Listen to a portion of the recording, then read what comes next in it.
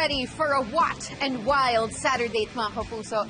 Dahil today, mag-enjoy kami ni Solen sa pagtambay sa isang very unique, solar-powered restaurant. Yes, pero bago yan, sasamahan natin si Alger Abrenica sa pagka-car wash niya dito sa LG2 Auto Station. I'm excited for that. Let's see it.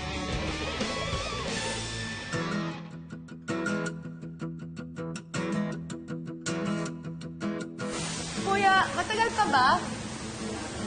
Talaga ba, kuya? Super iniinit na kami.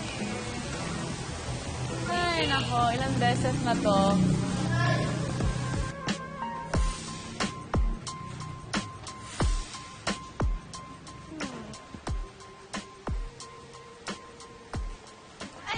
Nadapa. Oh!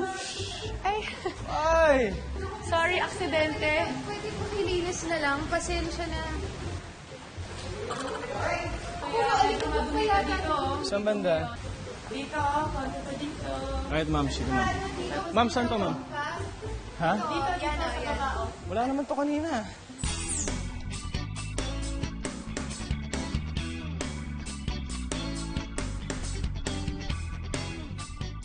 Ay, may dumi sa t-shirt mo.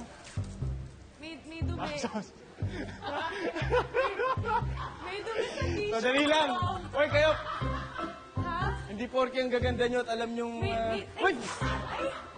May dumi sa... Ah, wait! May dumi, oh. Guys, mahirap kaya maglinis sa sasakyan. Alam nyo ba yun? Sorry. Baka namang kaya mo yan. Kaya naman siya eh. Sa'yo na lang, huy. So, all kidding aside, marunong ka talaga maglinis ng car o hindi?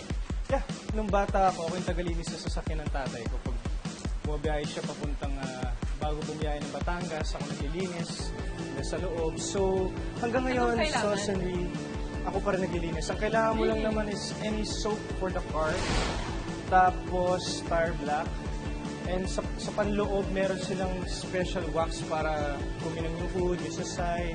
Ang paglilinis sa sasakyan para sa akin, therapy siya. So, I do it often, siguro mga once a week.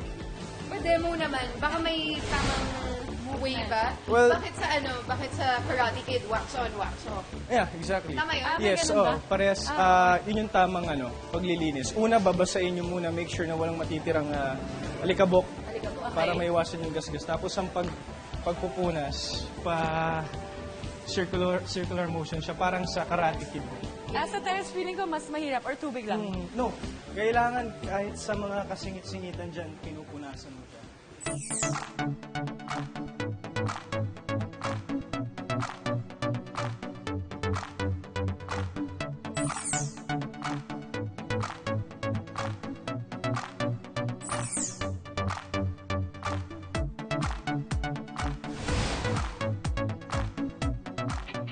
Well, dahil medyo nakakapagod mag-car wash, ang ewan ko kay Alger. Ako napagod ako sa pagka-car wash. So I think Alger, Solen, and I should reward ourselves with a Texan-Mexican fusion meal served fresh at Megawatt.